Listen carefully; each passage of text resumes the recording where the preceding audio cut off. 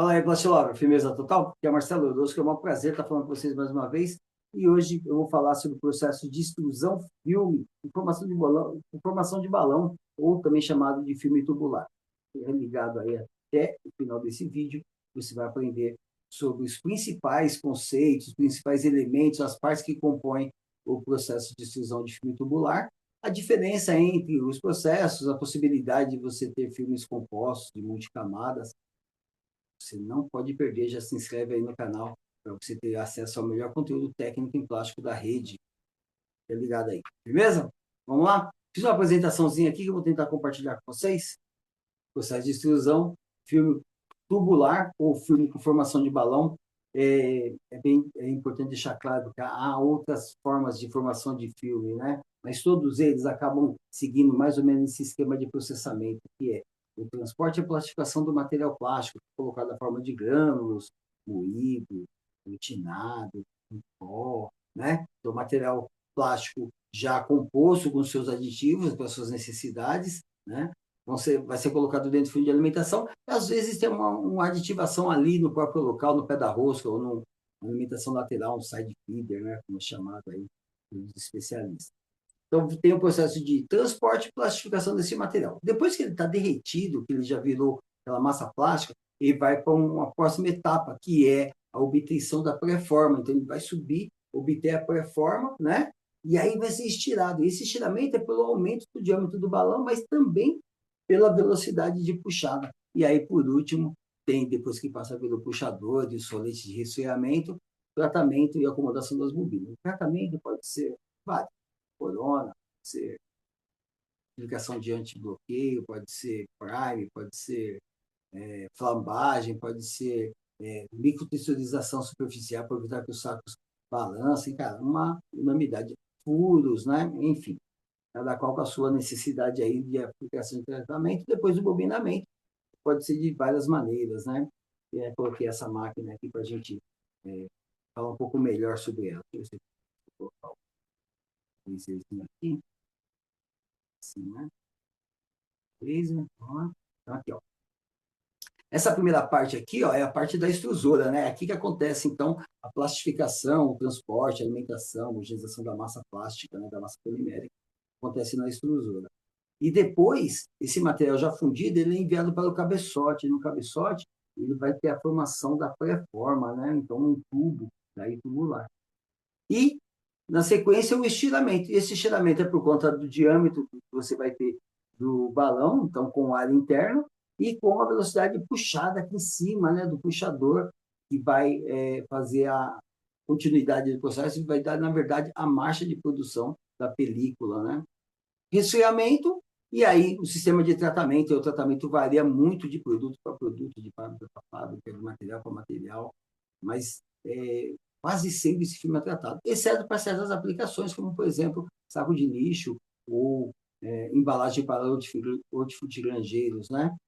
E aí você pode bobinar, né? Passar esse material pelo bobinador, que pode ser um bobinamento em duplo, né? Então você bobina o filme fechado aqui, ou você bobina o filme aberto, aí são duas bobinas, né? Uma traseira, essas duas bobinas, cada uma bobina uma película, né? Então a película vem aqui e é bobinada. Vamos destrinchar melhor? Falar tudo o que eu já disse? Cara, ó, vou falar um bagulho para você. Aprender sobre o processo de transformação de plásticos é uma coisa possível, mas você tem que se esforçar. E esse esforço significa que você precisa pegar um caderno, anotar as coisas que são ditas. Não na primeira vez. Primeira vez você assiste o vídeo inteiro. Na segunda vez, você volta o vídeo, assiste mais uma vez e anota todos aqueles toques, aquelas dicas que o Marcelão aqui passa para você. Você ter um melhor, né, desempenho, né, no cumprimento da sua função como transformador de plástico. Fica ligado aí. Aqui no canal você vai encontrar mesmo conteúdos fiéis, fidedignos, né, de qualidade, com verificação técnica, tá bom? Ninguém vai jogar coisas que não são do métier do transformador de beleza? No alugar.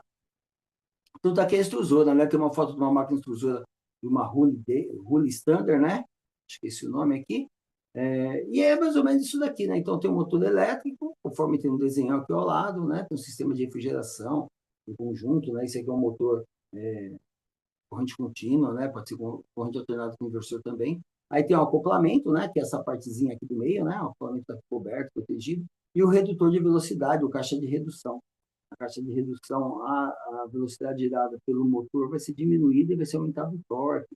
E aí já vai efetivamente para o canhão ou cilindro de classificação. Aí tem a área do funil, que é a única parte refrigerada no cilindro de classificação. Então, essa parte aqui embaixo do funil de alimentação, ela deve ser refrigerada. Isso é muito importante para a garantia da continuidade do processo. Se o material plastificar aqui no pé da rosca, ele não vai ter como ser empurrado, não vai ter como empurrar o material para a saída, e você vai ter uma intermitência no seu fluxo, né? Então, é importante essa refrigeração aqui.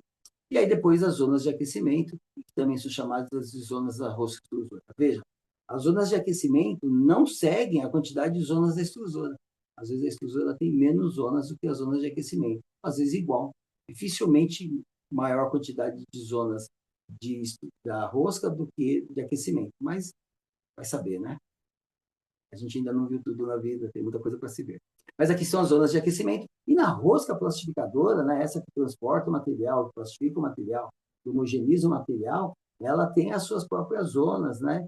E aí você vai aprender que em cada uma dessas partes da máquina, cada uma dessas partes da rosca plastificadora, o material passa por um processo de aquecimento, absorção do calor, depois essa absorção do calor vai transformar ele em energia mecânica, as moléculas vão se afastar e vão ter movimento, e vai criar um fluxo de material. E esse fluxo de material vai ser homogeneizado lá na ponta da rosca. São vários sistemas, né? Sistema de abacaxi, MAI, MADOC, tá? Diamante, um montão de tipos, né? Mas aqui, ó, então tem a zona de alimentação. Essa zona de alimentação aqui, ó, ela fica embaixo do pé do funil, né? Então o funil está bem aqui nessa região. Aí depois há um aumento no diâmetro interno do núcleo da rosca, né? O diâmetro do núcleo é aumentado, e aí há uma compressão do material. E na zona de transição é onde acontece a plastificação, né? É na zona de transição que acontece a plastificação do material por conta da compressão. E no finalzinho aqui, a homogeneização da massa e a dosagem já para o cabeçote. Mas vejam, existem máquinas cujo cilindro de classificação comporta apenas uma rosca. Nós chamamos de monorrosca. Existem máquinas que o cilindro comporta duas roscas, e aí são as duplas roscas, que podem ser também corrotantes ou contrarrotantes, né? Corrotantes giram no mesmo sentido, ou contrarrotantes no sentido oposto. A escolha dessa rosca aí depende da homogeneização que você espera do material, da capacidade de mistura dele, né? E também da capacidade de bombeamento. Aí tem uma diferença entre elas e precisa ser considerada. Aliás, algumas são mais indicadas para certos materiais que outros materiais. Tem um vídeo no YouTube em que eu falo do processo de extrusão, e aí eu dou uma secada nesse processo, né? Falo mais amplamente de cada uma das partes da máquina, você não pode perder, tá bom? Mas, de qualquer forma, o conjunto de classificação é a alma do negócio aqui que as coisas acontecem. As máquinas de filme podem ter 1, 2, 3, 4 extrusoras colocadas. Então, tem filmes multicamada, que são chamados também de coextrudados. E aí, o tipo de cabeçote é semelhante a esse que vocês estão vendo aí, mas com mais entradas laterais, mais extrusoras alimentando. Eu falei que existem vários processos de transformação de filme, né? 2 deles estão exemplificados aí nesse cabeçote. O cabeçote para filme tubular, que é esse aqui, né? Essas mangueiras azuis, que são do lado externo. Ou esse cabeçote aqui, ó, que é o flat die, né? Que é o cabeçote que faz um filme plano. Então, são esses dois os principais métodos para a produção de filmes de material polimérico, material plástico. Olha, eu vou dizer para vocês que o processo de extrusão é um dos processos que mais consomem material plástico dentre todos os processos. E dentro da extrusão, na produção de embalagens flexíveis, está entre os primeiros colocados no consumo de matéria-prima no mundo inteiro, né? Então, polietileno de baixo, polietileno de alto, polipropileno, PVC, PET, né? PCTG, PCTA, cara, é uma infinidade de materiais que são processados por extrusão, tá bom? Mas vamos nos deter aqui no processo de extrusão balão tubular. Tá bom? Então, a extrusora vem aqui, manda o material para cima, né? E aí esse material passa por algumas partes da máquina, né? Que ele tem que abrir, né? Ele abre assim dentro para formar o tubo, antes de sair aqui em cima na matriz, né? Ó, esse cabeçote, especificamente, ele é para uma coextrusora, né? Como eu falei, são duas máquinas. Uma máquina alimentando material azul interno e uma máquina alimentando material amarelo externo, né? Então, o azul ele acaba saindo aqui internamente, enquanto o amarelo sai por esse caminho externamente, e ali eles se juntam, né? Formam uma película que muitas vezes não dá nem para separar. Se for o mesmo material, as possibilidades são imensas, né? Usar virgem internamente, reciclado externamente, ou o contrário, né? Ou cores diferentes para ter proteções diferentes, como o saco de ração dos pets, né? Também tem a possibilidade de você ter mais de duas camadas, 3, 4, 5, 6, 7 camadas, né? Eu já trabalhei com um que dá 7 camadas, mas tem outras maiores quantidades no mercado. Na embalagem, uma série de muitas necessidades. Barreira, uso de material reciclado, proteção do alimento, toxicidade, todos esses componentes da embalagem são determinados, né, no desenvolvimento da embalagem e acabam determinando o processo. Então, quando você tem um filme que foi estudado, é porque ele tem mais necessidade do que se fosse um material simples. Né? Mas esse cabeçote aqui mostra bem como é o caminho, né? Então, a extrusora tem o acoplamento aqui, né? O adaptador, ele acopla o material e manda o material constantemente, né? Fluxo constante. Passa pelo torpedo, passa pelo estranulador, passa pelo distribuidor. E nessa região aqui, nessa hora, ele já é um tubo. Então, ele vem, abre o torpedo e aí ele abraça o torpedo, né? E vai pelo distribuidor. E tem uma sequência de canais nessa região aqui, ó, que vão homogeneizando a massa do material, homogeneizando o fluxo do material, tornando ele linear, né? Até na saída aqui em cima.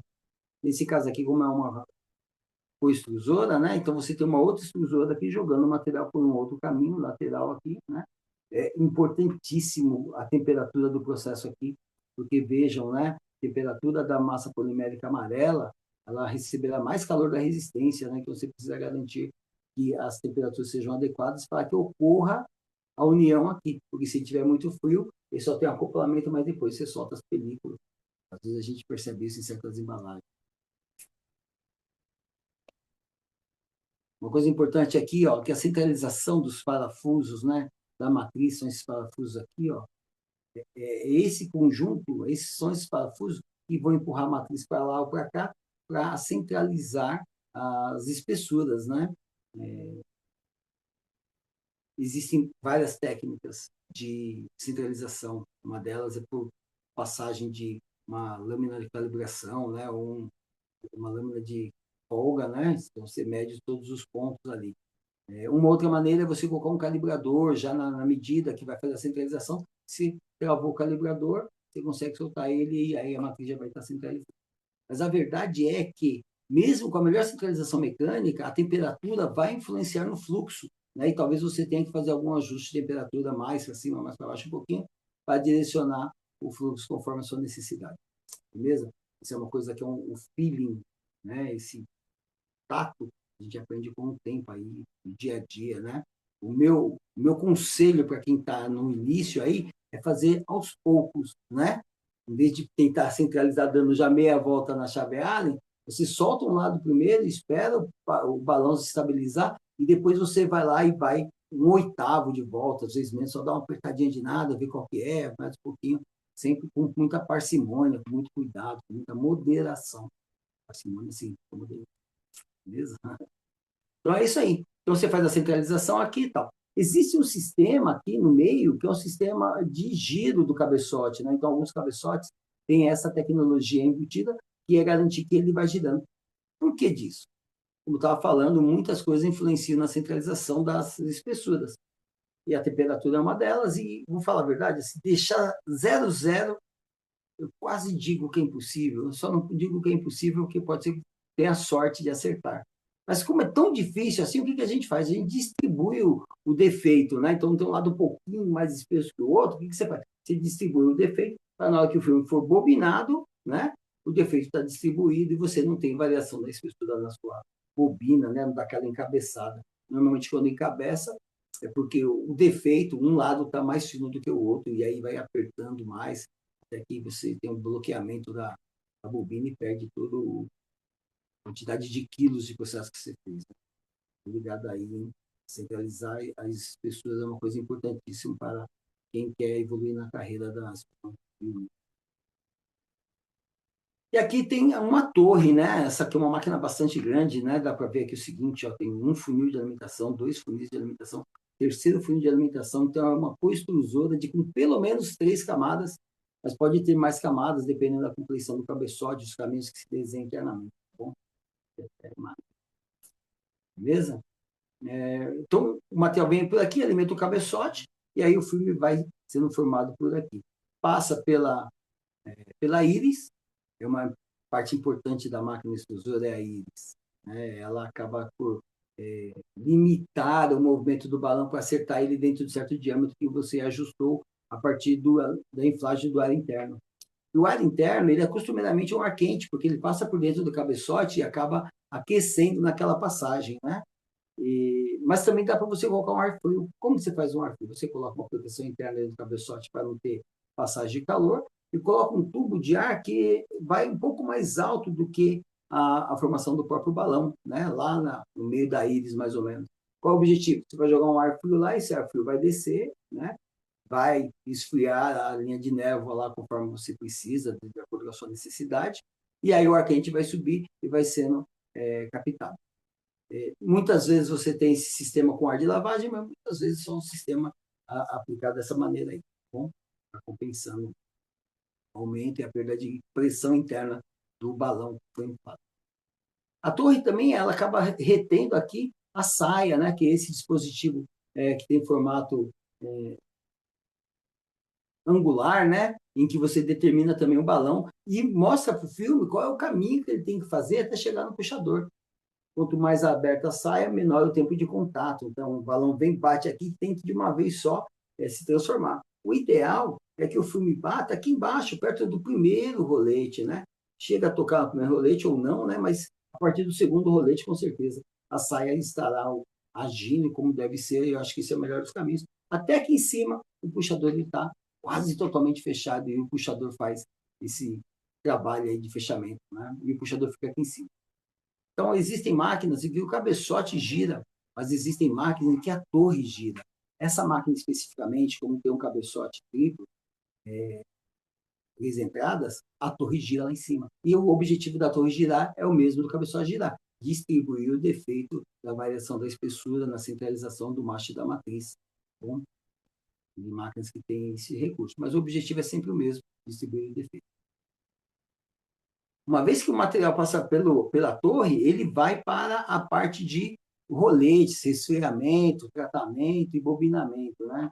Então, existem várias máquinas com suas tecnologias, às vezes a troca é automática de tubetes, como essa daqui, né? Então, tem um sistema que esse rolete estiver preenchendo totalmente, esse entra no lugar daquele, se corta e aí continua o processo de bobinamento, não para, né? Automatizado. Mas existem sistemas em que você para o processo, põe para bobinar do outro lado, e aí você, depois que pôs para bobinar, corta a bobina, para o processo, corta a bobina, põe para a bobina de cima, tira a bobina de baixo e segue o fluxo. Né? Então, tem os processos mais manuais, mas tem os processos mais automatizados também.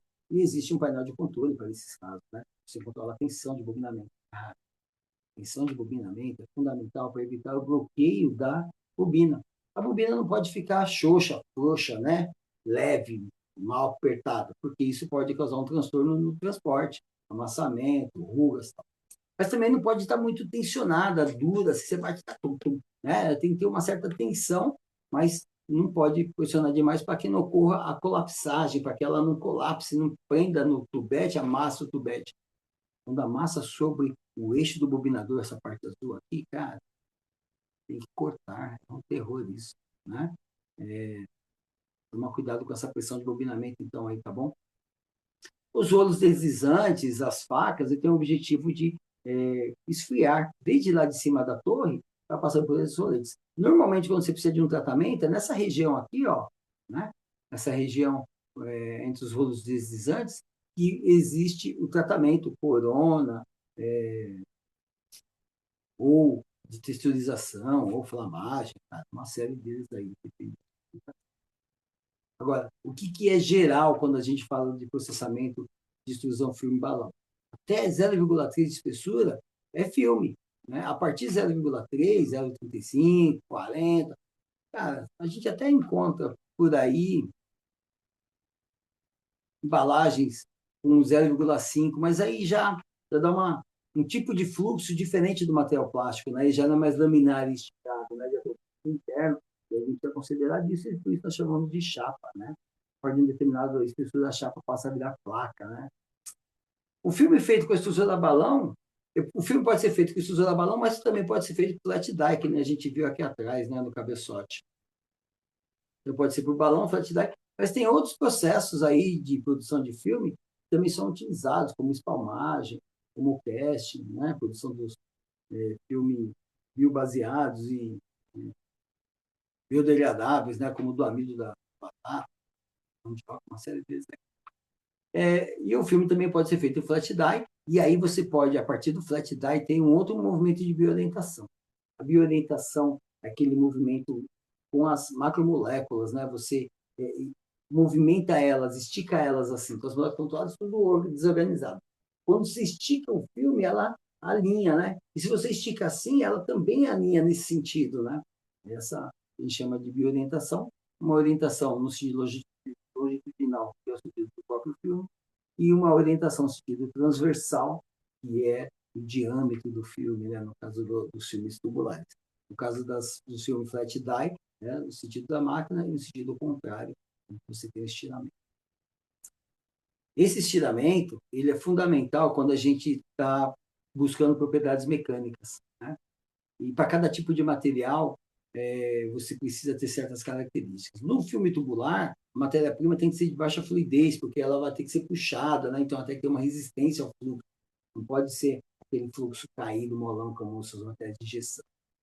Mais viscoso, né? Mais parecido assim com argila, mais duridão.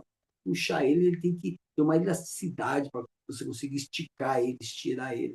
Então, acima de 8 gramas por 10 minutos, você começa a ter problema. Dá para fazer? Dá para fazer. Vai dar certo? Cara, você vai apanhar um pouco. Tomar cuidado com essa temperatura aí do processo, senão você acaba degradando o filme ou criando outros problemas. Os materiais mais utilizados são o P e o PP mesmo, né? Polietileno de baixa, de alta, polietileno linear de baixa densidade, mas também os polipropilenos, né? Os polipropilenos homopolímero, copolímero, depende da característica que precisa final, né? Se é para usar o BOPP, se é para fazer uma embalagem mais espessa, aí você escolhe o tipo de acordo com as características que você precisa. Então, você pode fazer ainda a mistura desses materiais, né, para atingir características intermediárias, né? Polietileno de alta, com linear, com um pouco de elastômero, polietileno de baixa, PP, homopolímero, copolímero, né? Vários tipos também, com modificador de impacto, modificador de estiramento, modificador de fluxo. Então, há várias possibilidades de misturas que nós chamamos de blendas poliméricas, né? Ou misturas de materiais, ou sistemas poliméricos mistos. Essa é uma nomenclatura bem legal, assim, que o mundo acadêmico gosta de utilizar. E aí você consegue obter materiais de qualidade superior, né? Com um custo muito mais baixo. Por exemplo, aqueles saquinhos que ficam no setor de hortifruti e granjeiras dos supermercados, né? Super dobrado, você abre um saco grandão. Ele é bem fininho, né? Então, dependendo da formulação, você pode colocar, por exemplo, a batata doce ou um pedaço de mandioca lá dentro, né? Que ele vai suportar. Ele vai dar aquela esticada, mas vai suportar. Mas dependendo da formulação, né? E você coloca, e a batata doce bate no fundo com o bico, ela já abre o saquinho, cai a batata doce, passa mal vergonha, né? E isso é escolhido no momento em que você desenvolve a fórmula do material. Né? Você vai ter mais elasticidade, você vai ter mais resistência térmica, você vai ter mais estabilidade dimensional quando exposto ao frio. Cara, uma série de características aí que você escolhe quando você determina qual é a blenda polimérica. Uma coisa leva a outra. Cara, se ficar alguma dúvida a respeito das coisas que eu estou falando, não fica com dúvida. Tá? Coloca nos comentários aí a sua dúvida, eu sempre respondo, né? Demora um pouco mais, um pouco menos, mas eu sempre respondo, tá bom? Obrigado aí. E aqui está um esquema, né, de como as moléculas vão sendo bioorientadas. Porque no estado fundido, todas as moléculas estão assim, ó, no estado amorfo. E à medida que você puxa elas, você tem um estiramento axial, monoaxial, ou um estiramento biaxial dos dois eixos, né? Para cá e para cá. E aí as moléculas vão ficar alinhadas, né? É necessário que as macromoléculas tenham um peso molecular bastante elevado para que elas consigam sofrer esse estiramento, né? Se a for pequenininha, solta e acaba rompendo o filme, então tem que ter um peso molecular elevado para que você possa garantir que ela suporte o estiramento. Como saber qual é o peso molecular do material? Tem que entrar em contato com o fabricante. É importante. E aí, quando você tem dúvida sobre aquele material é fiel ou não, você vai buscar os contratipos dele de outros fabricantes e compara. E entra em contato com ele, pergunta para ele qual é o peso molecular médio, qual é a fluidez. O datasheet normalmente fala sobre o índice de fluidez, mas não fala sobre a distribuição do peso molecular. É uma coisa que você tem que perguntar para o assistente técnico, né? Porque é a partir do peso molecular, do tamanho da molécula, que você vai conseguir que essas moléculas tenham os alinhamentos necessários, né? Um filme que tem muita resistência mecânica assim e pouca nesse sentido. Agora, quando você quer nos dois sentidos, né? Sim, é assim, você tem que ter a bioorientação. E a bioorientação você consegue por pescoço um pouquinho mais alto, para você ter um alinhamento das moléculas nesse sentido. E depois um diâmetro maior para você ter alinhamento no outro sentido. Então, no eixo de subida, depois no eixo de enchimento do balão. E assim você consegue a bioorientação. Para materiais mais flexíveis, como polietileno de baixa densidade, normalmente a gente trabalha com uma linha de névoa mais baixa, né? É mais difícil você controlar uma linha de névoa mais alta. Para material mais rígido, como polietileno de alta densidade, você consegue subir o balão, né? E normalmente o filme tubular feito de polipropileno, o filme é descendente, porque você precisa esfriar para garantir a transparência, e aí você forma o balão e já água nele para esfriar. O resfriamento não é por ar, por água externa, né? Mas o resto é igual, cabeçote, formação do ar, inflamento. E aqui tem um desenho, que eu coloquei três, né, exemplos, três máquinas diferentes. Essa daqui tem um polietileno de baixa densidade, né? Veja como ele é transparente. O pescoço é normalmente mais baixo, aí você regula o pescoço com ar externo. Quanto mais ar externo, mais baixo o pescoço. Quanto menos ar externo, mais alto o pescoço, né? É através do ar externo que você controla essa altura. Quando você trabalha com polietileno já misturado de alta e de baixa, você tem um aumento do balão, né? Trabalhar com materiais mais rígidos, à medida que aumentando a rigidez, você, em grau de cristalinidade, você pode subir esse balão para você ter melhores propriedades de bioorientação, que é o caso desse filme aqui. Aqui já é polietileno de alta densidade, né?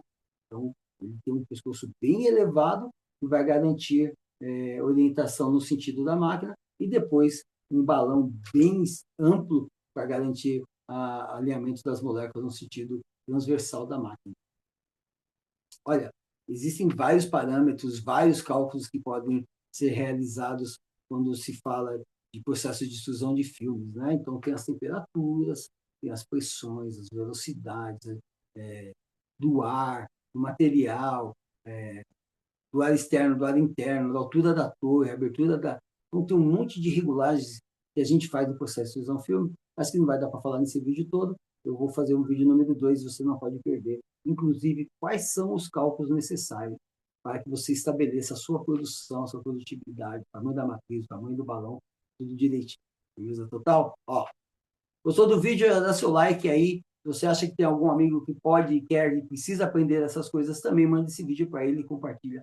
Quanto mais for compartilhada a informação, mais pessoas aprendem, menos dúvidas surgirão e o plástico vai ser mais reciclado, né? Porque no processo de extrusão de filme, uma boa parte do material transformado é oriundo de pós-indústria ou pós-consumo. Então, ele é extremamente reciclável e reciclado.